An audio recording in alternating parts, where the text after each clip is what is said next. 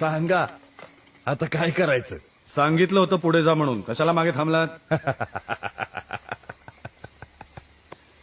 तुमच्यासारखी जुनी कोडा जुजात उभी असताना आम्ही तरुण पोरांनी काय मज्जा बघायची काय हा?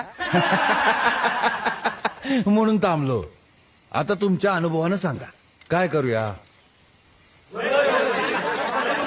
सांगतो. आज तुम्हाला लढावं लागेल स्वतःसाठी.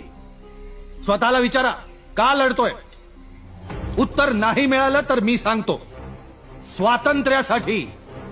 हजारो वर्ष गुलामीत काढलीत ना, आता ती गुलामी हटून स्वातंत्र्याचा सूर्य उगू पाहतोय शिवाजी महाराजांच्या रूपाने.